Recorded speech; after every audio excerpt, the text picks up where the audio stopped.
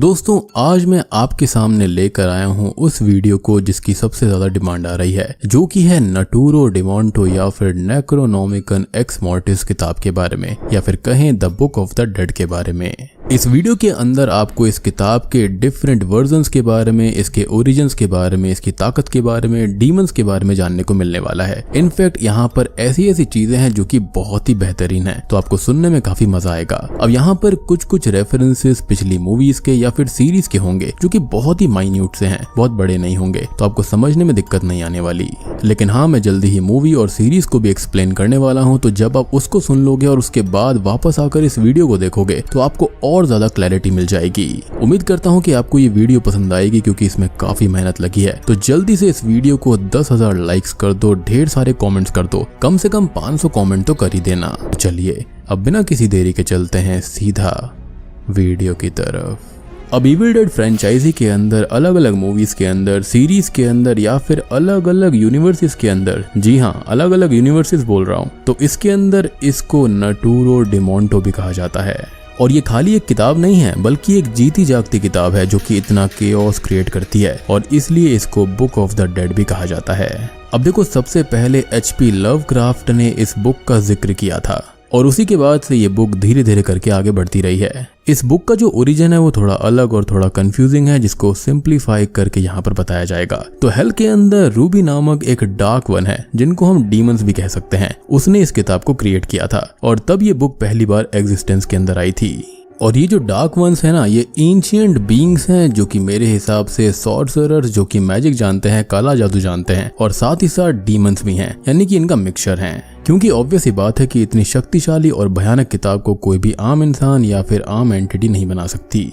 खैर, अब ये किताब बनाई गई थी इंसानों को अपना गुलाम बनाने के लिए, उनको टॉर्चर करने के लिए और अर्थ को इन्वेड करने के लिए, जिसके अंदर कई सारी इनकैंटेशंस हैं जिनसे काफी कुछ किया जा सकता है, और ये हम आगे बुक की पावर्स के पार्ट में डिस्कस करेंगे। साथ ही साथ किताब के अंदर बहुत सारी प्रोफेसीज भी हैं जो कि अक्सर सही फ्यूचर प्रेडिक्ट कर देती हैं। अब एक बार क्रिएट होने के बाद में ये किताब अर्थ तक पहुंच गई, जहां पर थोड़ा बहुत ही उसका इस्तेमाल हुआ, लेकिन फिर ये किताब अपनी प्राइम लोकेशन हेल या फिर कहीं और कुछ वक्त के लिए गुम हो गई थी। और फिर 730 AD में एक आदमी अब्दुल अजीज को इस किताब के इनकैंटेशंस कहीं पर लिखे हुए मिले थे, और उसने उनको ट्रांसलेट करके सेम बुक की एक रेप्लिका तैयार कर दी, जिसके बाद उस किताब ने उसको भी खत्म कर दिया, क्योंकि इस किताब की शक्तियां इतनी खतरनाक होती हैं, हर कोई इसको कंट्रोल नहीं कर सकता, और एक ऑल्टरनेट यूनिवर्स में जा पहुंची। और एटलीस्ट इस किताब के 3 मेन वर्जन्स या फिर कॉपीज हर यूनिवर्स के अंदर हैं, और हर जगह इस किताब को डार्क वंस ने ही क्रिएट किया है, एक जगह रूबी ने और कई जगहों पर कई सारे डार्क वंस ने मिलकर। लेकिन जो सबसे ज्यादा कंफर्मेशन वाली बात है ना, वो Ash versus Evil Dead series के अंदर है, जो कि डार्क वंस है रूबी, और रूबी ने ही इस किताब को यहाँ पर इन्वेंट किया था, या फिर ये कहीं बनाया था। और मैं सीरीज वाली चीज पर ही ज्यादा जाना चाहता हूँ, बाकी चीजों के बारे में मैं ज्यादा बात नहीं करूंगा, क्योंकि जो चीज कंफर्म है उसी के बारे में हम बात करेंगे। क्योंकि कहने को तो इस किताब के इतने वर्जन्स है कि अगर मैं बात करने पे आ जाऊं तो ये वीडियो कम से कम 3 से 4 घंटे की बन सकती है। और अगर आपने इविल डेड फ्रेंचाइजी और सीरीज को थोड़ा सा भी देखा होगा या फिर कहीं भी पोस्टर या फिर कुछ भी देखा होगा, तो इस किताब की जो विजुअल वर्जन्स है ना, वो भी दिखने में अलग अलग हैं। लाइक जो सबसे पहला यानी कि 1981 वाला था, उसके अंदर किताब का लिटरल फेस है जैसे कि किसी डीमन का फेस हो, और रूबी ने ऐसा ही किया था। एक डीमन था, उसका फेस काट कर यहाँ पर लगाया गया है। जो किताब का बाहरी कवर है वो इस डीमन का फेस है, और जो अंदर के पन्ने हैं वो इंसानी फ्लैश से बने हुए हैं। साथ ही साथ अंदर जो भी इनकैंटेशंस हैं, जो भी स्पेल्स हैं या फिर कुछ भी है, वो इंसानी खून से बना हुआ है। और डीमंस को क्या चाहिए? इंसानी सैक्रिफाइस। अब आप समझे होंगे कि यहाँ पर इंसान का मांस और खून क्यों इस्तेमाल किया गया। इनफैक्ट इस किताब के 3 ही वर्जन्स हैं, ये बात बिल्कुल पक्का नहीं है, क्योंकि उससे ज्यादा भी हो सकते हैं, और 3 तो डेफिनेटली हैं, क्योंकि मूवीज और सीरीज के अंदर मोस्टली 3 का ही जिक्र है। एंड फॉर श्योर आगे चलकर हमें इस किताब के और भी वर्जन्स देखने को मिल सकते हैं, क्योंकि ये जो किताब है ना, वो हर कोई लिख देता है, यानी कि इसकी कॉपी कोई भी बना सकता है, बस उसके पास में वो इनकैंटेशंस होने चाहिए, जिनको हम चीप कॉपीज भी बोल सकते हैं। अब ये जो ओरिजिनल किताब थी 730 AD के बाद फिर से गुम हो जाती है, और फिर 1300 AD तक किसी को भी नहीं मिलती, क्योंकि ये किताब अपनी बाकी 2 किताबों की कॉपीज के साथ एक ऑल्टरनेट यूनिवर्स में बैरिड थी। क्योंकि हम जानते हैं कि इविल डेड राइज के अंदर फादर ने बताया था कि नटूरो डिमोंटो की 3 किताबें हैं, जिनमें से एक उनको मिली थी, और ये तीनों किताबें उस ऑल्टरनेट यूनिवर्स के अंदर बैरिड होती हैं जहां पर गलती से ऐश होता है, जो कि इस फ्रेंचाइजी का मेन प्रोटैगनिस्ट है, वो वहां पर पहुंच गया था। और ये सारी चीजें कैसे होती हैं कि ऐश यहाँ पर कैसे पहुंचता है, क्या हुआ था, ये सारी चीजें मैं तब बताऊंगा जब मैं इस पूरी की पूरी मूवी को और सीरीज को एक्सप्लेन करूंगा। फिलहाल आप इन सब चीजों को थोड़ा सा याद रख लो, क्योंकि जब मैं सीरीज को और मूवीज को समझाऊंगा तब आपको ये सारी चीजें अच्छे से लिंक होती हुई समझ में आएंगी।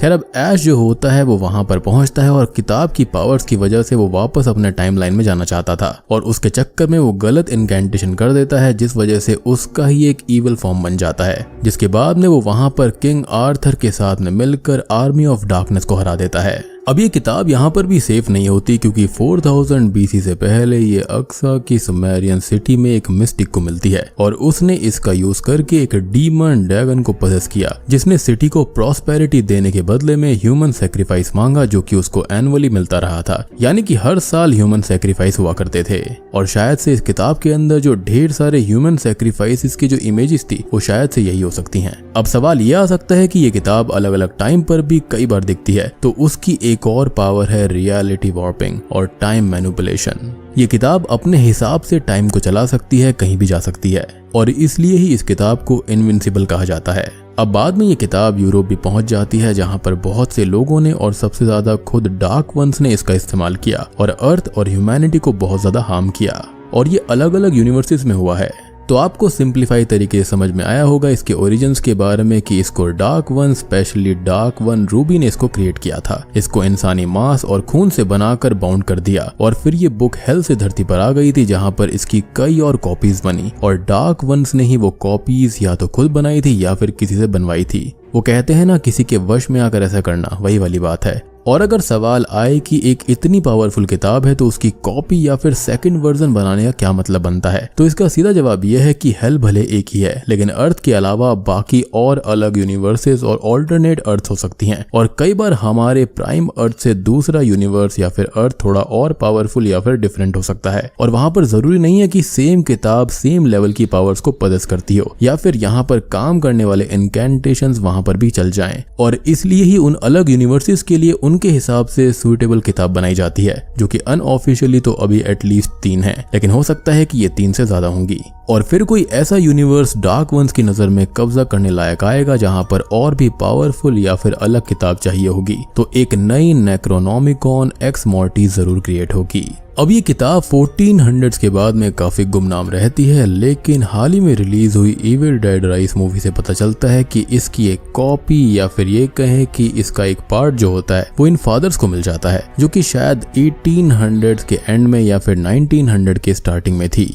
और तब फादर के साथ में क्या हुआ या फिर उनके कंपेनियंस के साथ में क्या हुआ था ये हम जानते हैं। इनफैक्ट यहाँ पर डैनी को जब ये किताब मिली तब उसकी फैमिली के साथ में क्या हुआ ये भी हमको पता है। और बात करें इस पर्टिकुलर नटूरो डिमोंटो किताब की अपीयरेंस के बारे में, तो बाकी सब किताबों के अंदर ये दांत जैसा जकड़ने वाला या फिर नसें वगैरह नहीं थी। सबसे पहली किताब के अंदर डीमन का फेस बना हुआ था, उसके बाद वाली किताब के अंदर ऐसा लग रहा था जैसे कि किसी ने उसको सिला हुआ है, लेकिन इविल डेड राइस वाली जो पर्टिकुलर किताब है उसके ऊपर ऐसा लगता है जैसे नसें हैं और वो जिंदा हैं। और इविल डेड राइस मूवी के अंदर एक बहुत ही स्पेशल चीज दिखाई गई थी और इसके डिफरेंट वर्जन्स के बारे में हिंट दिया गया था। तो डैनी जब इस किताब को खोलने की कोशिश करता है तो उसकी उंगली में एक छोटा सा कट लग जाता है, जिसकी वजह से जो खून होता है वो इस किताब के ऊपर गिर पड़ता है और वो किताब इस खून को एब्जॉर्ब कर लेती है। और ऐसा ही एक पर्टिकुलर वर्जन इस किताब का है। ये किताब ऐसे ही रेगिस्तान में पड़ी हुई थी और तभी वहां पर एक बिच्छू आता है, जी हाँ स्कॉर्पियन, और जैसे ही वो स्कॉर्पियन इस किताब के पास में आता है ये किताब उसको जकड़ लेती है और उसको एब्जॉर्ब कर लेती है और खुद बिच्छू में बदल जाती है। मतलब सोचो कि ये किताब की आंखें हैं, उसके क्लॉज हैं और चलने के लिए छोटे छोटे पैर हैं, और इसी तरह से वो इंसानों की सिविलाइजेशन के पास में पहुंचती है और तबाही मचाती है। यानी कि 1800s के एंड में और 1900s की स्टार्टिंग में ये किताब उसी वॉल्ट के अंदर रहती है। तो उसके बाद में ये सबसे पहली ओरिजिनल इविल डेड के अंदर कैसे पहुंच गई, तो जैसा कि मैंने बताया कि इस किताब के अलग अलग वर्जन्स हैं और इसी किताब का ओरिजिनल वर्जन 1982 में जाकर एक प्रोफेसर रेमंड नोबी और उनकी वाइफ को कैंडर कैसल में मिलता है, जिसके साथ ही कैंडेरियन नाइफ भी दफन था। उन दोनों की बेटी एनी भी आर्कियोलॉजिकल सर्वे के लिए वहां पर गई थी, जो कि आगे के काम के लिए वहीं पर रुकती है। लेकिन रेमंड और उनकी वाइफ जो होती हैं वो मिशिगन के वुड्स में बीच में बने हुए अपने कैबिन में उस किताब के ऊपर रिसर्च करने लग जाते हैं। यानी कि ये कैबिन किसी और का नहीं बल्कि रेमंड और उनकी वाइफ का था। अब रेमंड उस किताब के अंदर लिखी हुई चीजों को पढ़ते और उनको रिकॉर्ड करते, लेकिन यही तो उनकी सबसे बड़ी गलती थी, क्योंकि उस किताब के अंदर लिखे गए इनकैंटेशंस की वजह से वुड्स के अंदर कोई भयानक एंटिटी जाग जाती है, जो कि कुछ और नहीं बल्कि टेकर ऑफ सोल्स है, और वो उनको अपना शिकार बना लेती है। अब ये जो भी एंटिटी है ना, इसकी शक्ति ये है कि ये वुड्स के अंदर किसी भी चीज को अपने कंट्रोल में कर सकती है। साथ ही साथ इस किताब की खास बात यह है कि ये जिसको भी छूती है या फिर इन्फेक्शन कहीं भी फैलता है उससे डेडाइट्स बन जाते हैं, यानी कि जिनको ज़ॉम्बी हम कह सकते हैं। अब कुछ वक्त के बाद में उसी कैबिन के अंदर ऐश विलियम्स अपने कुछ दोस्तों के साथ में आता है, और ये ऐश का उस किताब से पहला एनकाउंटर होने वाला था, जिसके बाद में वो किताब उसकी डेस्टिनी का एक पार्ट बन जाती है। अब पहली ही रात कैबिन में घूमते हुए उसे और उसके दोस्त को वो टेप और ये किताबें मिल जाती हैं, जिसको वो लोग चेक करने लगते हैं और फिर से उस डीमन को वो जगा देते हैं। और स्टार्टिंग में याद है ये बहुत फेमस हुआ था, शैतान जाग उठा, शैतान जाग उठा, ये बहुत ही भयानक था उस वक्त। खैर इसके बाद में वो डीमन इन सभी दोस्तों को डेडाइट्स में कन्वर्ट करने लगता है और सबके ऊपर अटैक करवाने लगता है। अब ऐश को छोड़कर बाकी सब मारे जाते हैं और वो खुद को बचाने उस किताब को आग में फेंक देता है, जहां पर वो किताब स्क्रीम करने लगती है। इनफैक्ट जो डेडाइट्स होते हैं ना वो भी मेल्ट होने लगते हैं, लेकिन ऐश अभी फ्री नहीं होता और वहीं पर फंस कर रह जाता है। अब कुछ वक्त बाद एनी अपने डैड और मॉम से मिलने के लिए उस कैबिन में आती है, जहां पर उसे उस किताब की भयानक सच्चाई पता चलती है। अब एनी को उस किताब के कुछ खोए हुए पन्ने कैसल के अंदर मिले थे, जिनसे उस किताब को खत्म करने के लिए वो कुछ इनकैंटेशंस को पढ़ती है और डीमन भी उसको मारने लगता है। और अब अपनी आखिरी सांसों के चलते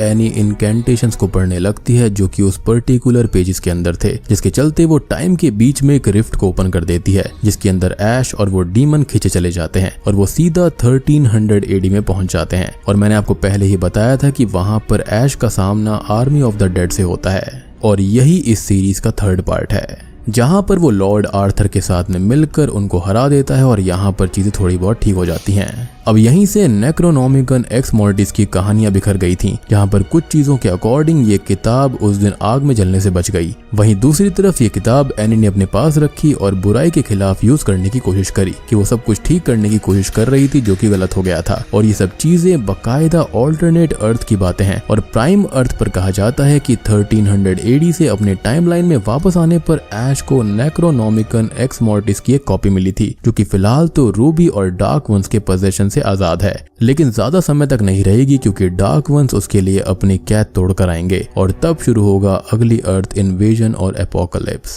अब कंफ्यूजन ना हो तो मैं ये बता दूं कि ऐश के साथ इस किताब ने एक तरह से अपना बॉन्ड बना लिया था, और कई बार ऑल्टरनेट यूनिवर्स में वो गया था, जहां पर उसे ये किताब अपने पास खींचती रही। और यही रीजन है कि ये किताब इनविंसिबल है, क्योंकि ये हर जगह जा जाकर अपनी कई सारी कॉपीज बनवा देती है, जिससे कि ये कभी भी खत्म ना हो पाए। इसको मतलब बिल्कुल कोरोना की तरह समझो, जब भी कहीं पर जाता है अपना नया नया वेरिएंट ये छोड़ता रहता है, बिल्कुल उसी तरह से है। अब बहुत वक्त तक ये किताबें सीधा ऐश के पास में ही रहती है और उसकी बाकी कॉपीज अलग अलग जगह पर तबाही मचाती रहती हैं, और इविल डेड राइज में दिखने वाली किताब हो सकता है कि वही प्राइम नेक्रोनॉमिकन एक्स मॉर्टिस ही होगी, जो कि अब ओरिजिनल यूनिवर्स में है। इनफैक्ट ये मूवी हमारे टाइमलाइन में हुई थी या फिर नहीं, ये भी नहीं पता। बेसिकली ये जो किताब है वो एंशिएंट बीइंग्स ने बनाई है, वो भी एक डीमन को कैद करके। और वो डीमन क्या चाहता है? पूरी दुनिया पर कब्जा करना, और ये एंशिएंट बीइंग्स यानी कि डार्क वंस भी दुनिया पर कब्जा करना चाहते हैं। बेसिकली इंसानों से नफरत करते हैं, उसके लिए ही ये किताब बनाई गई थी। इस किताब के अंदर डिफरेंट डीमंस को बुलाने का रास्ता दिखाया गया है और इंसानों के सेक्रीफाइसेस हैं, और नेक्रोनॉमिकन एक्स मॉर्टिस खुद को रिक्रिएट कर रही है और वो पावर चाहती है। तो अब बात करते हैं नेक्रोनॉमिकन एक्स मॉर्टिस की पावर्स की, एबिलिटीज की और कैरेक्टर्स की। तो ये किताब डीमंस को तो जगा ही सकती है, साथ ही साथ उनको काफी पावर्स भी दे सकती है। और सबसे ज्यादा हम कैंडेरियन डीमन के बारे में जानते हैं, जिसे इस किताब ने जगाया था। और जो कैंडेरियन डीमन है ना, ये कुछ और नहीं बल्कि टेकर ऑफ सोल्स होता है, जो कि फॉरेस्ट के अंदर ट्रीज को कंट्रोल कर सकता है, हवा में काफी दूर तक लेविटेट कर सकता है, और इसके पास में पावर्स भी बहुत होती हैं, जैसा कि हमने हर इविल डेड मूवी के अंदर देखा है। जब भी ये किसी को पजेस करता है, उसके बाद में ये जब किसी को भी कट करेगा, काटेगा या फिर कुछ भी अपने खून से करेगा, तो वो इसकी आर्मी बन जाते हैं, बेसिकली डेडाइट्स बन जाते हैं। और इन सभी मूवीज के अंदर डेडाइट्स और कैंडेरियन डीमन का बहुत ही ज्यादा रोल है। अब टाइम और स्पेस में रिफ्ट क्रिएट करना इस किताब की पावर है, जहां पर ये बुक खुद से या फिर इसके इनकैंटेशन से टाइम और स्पेस में दरार बन सकती है। जहां पर एनी ने जो किया था वो इस किताब की किसी पावर की झलक थी, लेकिन जरूरी नहीं है कि जो डायमेंशन एनी ने सोचा वही ओपन हुआ होगा, क्योंकि ये माना जाता है कि ये किताब खुद से भी अपने लिए यूनिवर्स या फिर डायमेंशन चूज करके वहां जा सकती है।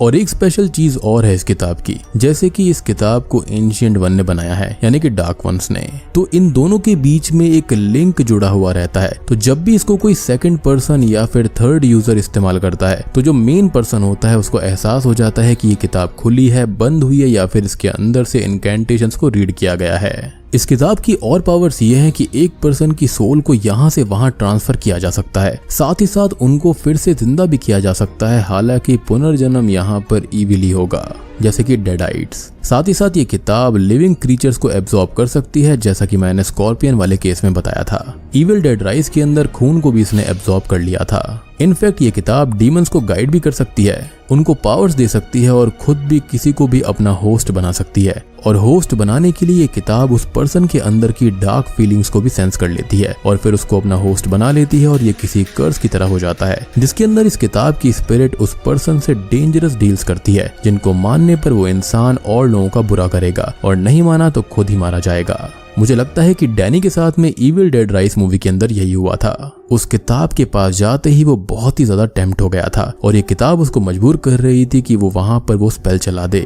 मतलब आप पावर देख रहे हो कि एक बार स्पेल ऑन हो गया तो उसके बाद में इस डीमन ने या फिर इस किताब ने उसको ऑफ नहीं होने दिया। और मुझे लगता है कि वो डीमन नहीं कर रहा था, बल्कि ये किताब कर रही थी। किताब ऐसी होती है कि एक बार अगर वो इनकैंटेशन शुरू हो गई तो वो रोकी नहीं जा सकती, जिसके बाद में कैंडेरियन डीमन वहां पर आ ही गया था। और अब यहाँ पर आप कंफ्यूज मत होना कि टेकर ऑफ सोल्स, कैंडेरियन डीमन और एबोमिनेशन ये सभी बिल्कुल सेम लेवल के ही थ्रेट हैं। इन सब की शक्तियां बिल्कुल सिमिलर हैं। अलग अलग मूवीज के अंदर इसको अलग अलग नाम जरूर दिया गया है, लेकिन ये है कैंडेरियन डीमन ही, जो कि सोल्स को ले लेता है। अब ये किताब रियलिटी को चेंज कर सकती है, वॉर्प कर सकती है, जिससे कि वो अपने शिकार को अंदर से तोड़ती है और वो शिकार ऐसे फैसले लेने लगता है जो कि वो कभी भी लेने नहीं वाला था। अब ये एक पावर कम और एबिलिटी ज्यादा है इस किताब की। इस किताब की एक और खास बात है कि इसके अंदर कुछ प्रोफेसीज लिखी हुई हैं जो कि एकदम सही फ्यूचर बताती हैं। इस किताब के अंदर कुछ पोशंस के बारे में भी जानकारी है, जिसका इस्तेमाल करके ऐश 1300 AD से अपनी रियलिटी में वापस आ गया था।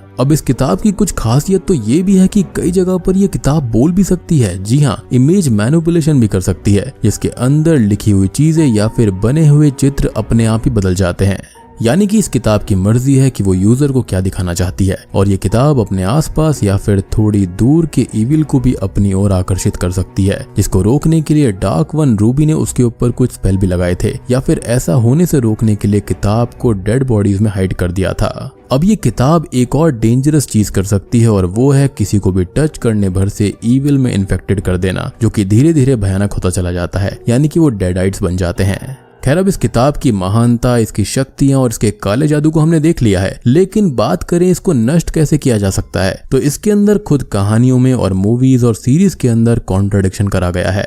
अब कई बार तो ऐसा होता है कि ऐश इसको जलाकर भी खत्म नहीं कर पाता, और इसको आसानी से चीर कर या फिर फाड़ कर भी खत्म नहीं कर सकते, और इसको खत्म करने के लिए कोई डिवाइन फोर्स ही चाहिए होगी। जैसे कि एंशिएंट बीइंग्स ने इसको बनाया था, तो ऐसे ही कोई डिवाइन फोर्स इसको खत्म कर सकती है, और ऐसी ही कोई डिवाइन फोर्स उस कैंडेरियन नाइफ के अंदर होगी, जो कि इस किताब को खत्म कर सकता है। क्योंकि उन डार्क वंस को या फिर एंशिएंट बीइंग्स को ये कैंडेरियन नाइफ हल्का सा छू भी ले तो उनकी स्किन जल जाती है। तो जब इसको बनाने वाले की कमजोरी कैंडेरियन नाइफ है, तो इस किताब को उससे खत्म किया जा सकता है। यानी कि मुझे लगता है कि ऐश को उस कैंडेरियन नाइफ को इस्तेमाल करना चाहिए था, ना कि जलाना चाहिए था। खैर, अब कुछ जगह पर कुछ कहानियों के अंदर बुक को नॉर्मली भी खत्म होते हुए दिखाया गया है, तो असल में मेरे हिसाब से वो एक सस्ती कॉपी होगी या फिर रेप्लिका होगी, जो कि पूरी पावर्स को पजेस नहीं करती होगी, इसलिए वो इजीली खत्म हो गई। अब इस इविल किताब के कुछ अलग अलग वर्जन्स के बारे में मैं आपको बताता हूँ। तो सबसे पहला नेक्रोनोमिकन एक्स मॉर्टिस का वेरिएंट मिला था 14th सेंचुरी में इंग्लैंड के ग्रेवयार्ड के अंदर, जहाँ पर इसको इविल की नजर से दूर रखने के लिए दफनाया गया था।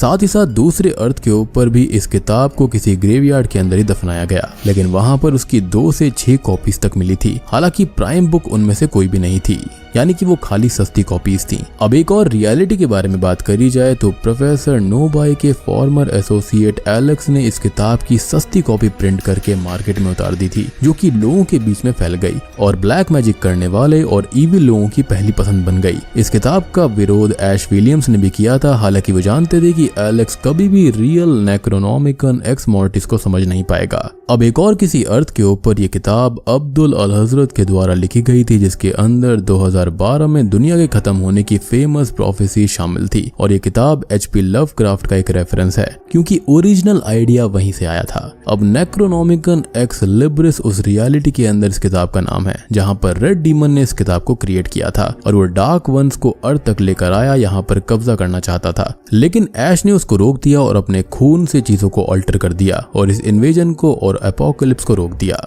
अब ये तो होगी पास्ट और प्रेजेंट की बात, लेकिन एक फ्यूचर ऐसा भी है जहां पर 2150 AD में इस किताब ने खुद को डिजिटल कर लिया। जी हाँ, और कंप्यूटर्स के बीच में ये पहुंच जाती है, बेसिकली एक वायरस बनकर, जिसको हटाने के लिए ऐश भी पीछे पड़ जाता है, लेकिन कुछ कर नहीं पाता। और ये किताब खुद को एक मैलवेयर के अंदर बदलकर लोगों के ऊपर अटैक करने लगती है, जिसको रोकने के लिए ऐश अपनी गर्लफ्रेंड और एक मिड एज्ड हैकर की हेल्प लेता है। और आपने इस बुक ऑफ द डेड के बारे में द ममी मूवी के अंदर भी सुना होगा, तो हो सकता है कि ये भी इसी बुक का कोई ना कोई वर्जन होगा, क्योंकि इस किताब की सबसे बड़ी शक्ति है इनविंसिबिलिटी, यानी कि ये कभी खत्म नहीं हो सकती। एक वर्जन खत्म होगा, कहीं और दूसरी मिल जाएगी।